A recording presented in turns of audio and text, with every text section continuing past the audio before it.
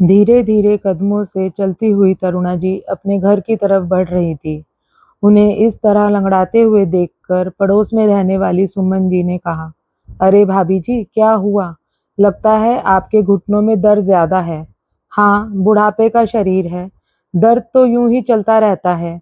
दवाइयाँ लानी थी, इसलिए निकल कर गई थी, वरना घर पर आराम ही कर रही थी। तो आप अकेले क्यों गई दवाई लेने? अजीत को ले जाती। सुमन जी की बात सुनकर तरुणा जी चुप हो गई। आखिर कहती भी तो क्या कि बेटा उनके साथ नहीं जाता, पर सुमन जी को तो उनके घर की सारी रामायण पता थी, इसलिए उन्होंने आगे कुछ नहीं कहा और चुप हो गई। आखिर किसी के दर्द को क्यों कुरेदना। तरुणा जी वैसे ही लंगड़ाते हुए अपनी घर की तरफ बढ़ गई। तरुणा जी जैसे ही घर में घुसी, देखा तो उनके कमरे का सामान ऊपर वाले कमरे में शिफ्ट हो रहा था। एक पल के लिए वो तो सोच में पड़ गई, पर फिर बोली, अरे, मेरा सामान ऊपर कहाँ शिफ्ट कर रहे हो? मेरा कमरा तो नीचे है ना? है नहीं, था मम्मी जी। हमें उस कमरे की बहुत ज़रूरत थी, इस कारण से आपका कमरा ऊपर शिफ्ट कर रहे हैं। पर मेरे घुटनों में दर्द रहता है, यूं सीढ़ियां ऊपर नीचे चढ़ना उतरना नहीं कर सकती बार बार। यूं बाहर घूमकर आने में आपके घुटनों में दर्द नहीं होता, ऊपर नीचे होने में ही दर्द होता है। सब बहाने हैं। रहने दीजिए, आपको ऊपर वाले कमरे में ही जाना पड़ेगा। पर बहू, मैं घूमने नहीं गई थी, मेरी दवाइयाँ खत्म हो गई थी। मैं तो अपने घुटनों के लिए दवाई लेने गई थी। देखिए मम्मी जी, मेरी बहन आ रही है। पूरे 2 साल का कोर्स है, तो 2 साल तक वो यहीं रहेगी और उसे कमरे की जरूरत पड़ेगी, इसलिए आपका कमरा खाली कर रहे हैं। अरे, तो उसे ऊपर वाला कमरा दे दो। वो तो जवान है, आराम से ऊपर रह सकती है। मना थोड़ी ना कर रही हूँ। मेरी बहन उस छोटे से कमरे में रहेगी। मायके में मेरी भी कोई इज्जत है। और आप मुझे मना करने वाली होती कौन है? घर हमारा है, घर का खर्चा हम उठा रहे हैं। हमारा डिसीजन हम किसे कहाँ रखते हैं। ऊपर वाले कमरे से इतनी ही दिक्कत है तो आप बाहर वाले कमरे में रह जाइए। हमें कोई एतराज नहीं है, बहू एकता ने बड़ी बेरुखी के साथ कहा। सुनकर तरुणा जी की आंखों से आंसू आ गए। बेटा अजीत सामने ही था, लेकिन वो तो बुत बना खड़ा खामोश तमाशा देख रहा था। एक बार भी उसने एकता को टोका तक नहीं। और बाहर वाला कमरा, वो तो स्टोर रूम था। मतलब अब तरुणा जी की ये हैसियत रह गई है। बहू कबाड़ की तरह तरुणा जी को स्टोर रूम में रहने के लिए कह रही थी और नालायक बेटा सामने खड़ा था, लेकिन वो कुछ कह नहीं रहा था। जब से तरुणा जी के पति गए हैं, तब से बेटे बहू घर के सर्वे सर्वा बन गए हैं। माना कि घर में खर्चा करते हैं, पर इसका मतलब यह नहीं कि माँ के स्वाभिमान को ही कुचल दें, जबकि मकान अभी भी उन्हीं के नाम था।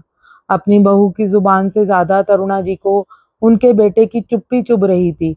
आखिर बर्दाश्त के बाहर हो गया तो वो बोल पड़ी, बहू, जब तुमने मेरा कमरा लिया था यह कहकर कि मम्मी जी हमें बड़े कमरे की जरूरत है, तब मैंने कुछ नहीं कहा। यह सोचकर चुप रह गई थी कि बेटे बहू को क्या तकलीफ देना। दोनों मेरे अपने ही तो हैं। लेकिन आज तुम मुझे स्टोर रूम में रहने को कह रही हो।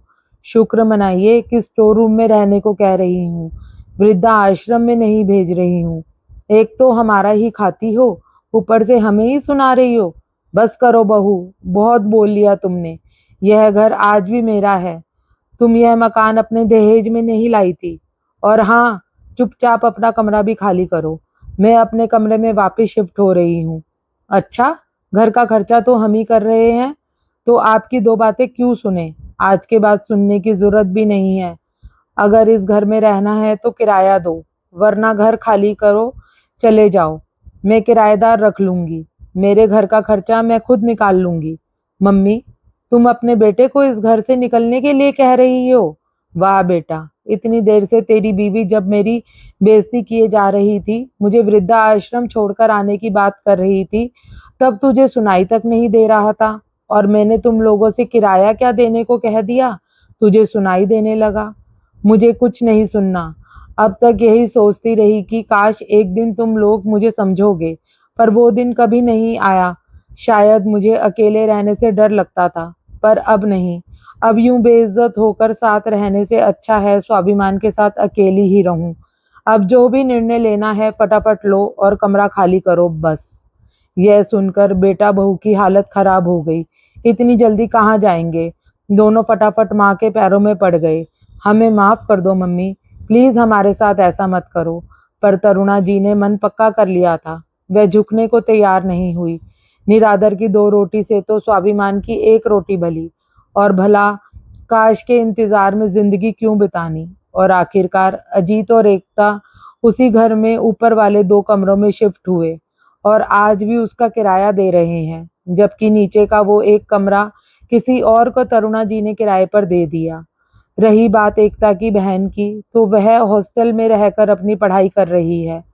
अगर आपको हमारी यह भावुक और प्रेरणादायक कहानी पसंद आई हो तो वीडियो को लाइक ज़रूर करें, अपने दोस्तों और परिवार के साथ शेयर करें और हमारे चैनल को सब्सक्राइब करना ना भूलें। आपका एक छोटा सा प्रयास हमें ऐसी ही दिल छू लेने वाली कहानियाँ आप तक पहुँचाने की प्रेरणा देता है। ऐसी नई नई हिंदी कहानियों, इमोशनल स्टोरीज और परिवार से जुड़ी दिलचस्प कहानियों के लिए हमारे साथ जुड़े रहिए। कमेंट करना ना भूलें। कमेंट करके बताएं कि तरुणा जी ने सही किया या गलत। धन्यवाद।